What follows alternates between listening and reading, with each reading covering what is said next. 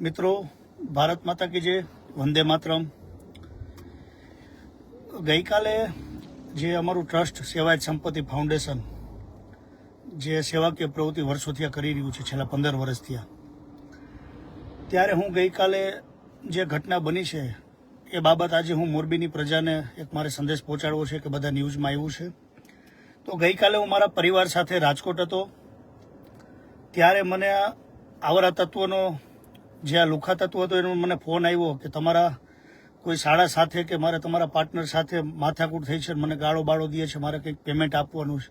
મેં ભાઈ જે હોય તમારો વિષય છે, તમે જોઈ લ્યો। તો મને કહે તમારી ઓફિસે બેઠા છે સેવાયત સંપત્તિ ફાઉન્ડેશન। મેં કાંઈ વાંધો નહીં, તમે જઈને મળી લ્યો કીધું ત્યાં। તો ત્યારે એ લોકો ત્યાં સેવાયત સંપત્તિ ફાઉન્ડેશને જઈને પીધેલી હાલતમાં જે તોડફોડ કરે છે, તો ખરેખર એક મોરબીની પ્રજાને મારે ખરેખર, જો કે અમે ગઈકાલે ફરિયાદ પણ દાખલ કરી દીધી છે। હું તો સાંજે કાલ મોડેકથી પહોંચ્યો મોરબી, પણ મારા છોકરાએ જઈને જે મારી ઓફિસે નોકરી કરે છે, જેને મારી નાખવાની ધમકી આપી અને લૂંટફાટ કરવાના ઈરાદે જે આવ્યા હતા, જે લુખા તત્વો જેના નામ છે તમે જયેશ કરીને અને પેલો ભૂત, તો આનો ઇતિહાસ જીઆઈડીસીના નાકે બધા જાણે છે।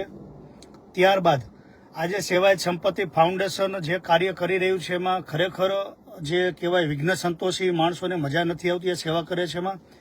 પણ મિત્રો, મારી ઓફિસે નહીં, મારી ઘરે નહીં, મારા ઉપર તોડફોડ થશે ને તો પણ એક આ સેવાયત સંપત્તિ ફાઉન્ડેશન સહિત પરિવારથી લઈને મોરબીની પ્રજા સાથે કાયમી વચ્ચે ઊભું રહ્યું છે। અને ગઈકાલે જે સીસીટીવી ફૂટેજ આવ્યા છે એ પણ અમે એ ડિવિઝને જમા કરાવીને ફરિયાદ દાખલ કરી દીધી છે। પણ મારો કહેવાનો મતલબ ખાલી એટલો છે કે અજય લોરિયા ઓફિસે નહોતો અને તમે પાછળથી ટૂંકમાં આવા ચેનચાળા કરી જાઓ છો માણસોના નામે કે માણસોના નામે અજાણ્યા નામે ફોન કરીને।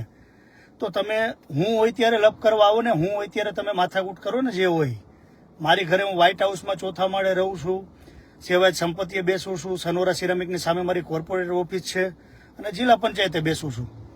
પણ મારે કહેવાનો મતલબ ખાલી એટલો છે કે એક મને જો કે ગુજરાત પોલીસ અને મોરબી પોલીસ ઉપર પૂરેપૂરો વિશ્વાસ છે કે ગઈકાલે જે દુર્ઘટના બની છે કે આજે મારી ઓફિસે બની છે, બરાબર, આજે હું એમની સાથે માથાકૂટ કરી શકું, પણ આજે માથાકૂટ કરવા જઈશ તો મારા દુશ્મન જે બે ચાર છે એમને કદાચ કાલથી જેને સપોર્ટ આપવા માંડ્યા છે, તો મને કોઈ જાતનો ફેર પડતો નથી। મોરબીની પ્રજા ઉપર મને પૂરેપૂરો વિશ્વાસ છે। તેમજ આ લુખા તત્વો જે જૂના કેસ કહેવાય કે સજનપર ગામમાં જે હજારો દારૂની બોટલો પકડાણી હતી, એમાં પણ આના નામ છે। જીઆઈડીસીના નાકે આ લોકોની બેઠક કે આને 24 કલાક શું ધંધો છે કે આજે મારા પાર્ટનર હોય કે મારા કોઈ સંબંધીઓ એની યારે એને લડત હોય તો એને મને કોઈ મારી સાથે મને કોઈ ફોન કરવાનો એને અધિકાર નથી, તો મને ફોન શું કરવા કરવો જોઈએ? ગઈકાલે તો મારી સાથે બોલાચાલી થઈ, તો મેં કીધું ભાઈ તમે તમારી રીતે ઓફિસે જઈને મળી લ્યો અને વાત કરી લ્યો। તો એના લપ ન કરવી જોઈએ ખરેખર। અને મોરબીની પોલીસને એક મારી હાથ જોડીને રિક્વેસ્ટ છે કે ખરેખર આમાં જે આવો બનાવ બન્યો છે મોરબીમાં બીજી વાર ન બને, એનું એક તમે ખરેખર એક અમને મદદ કરો અને મદદ કરવાની જ છે। અને કાલે અડધી કલાકમાં જ અમારી એફઆઈઆર દાખલ થઈ ગઈ છે, મારા છોકરો કરી આવ્યો છે।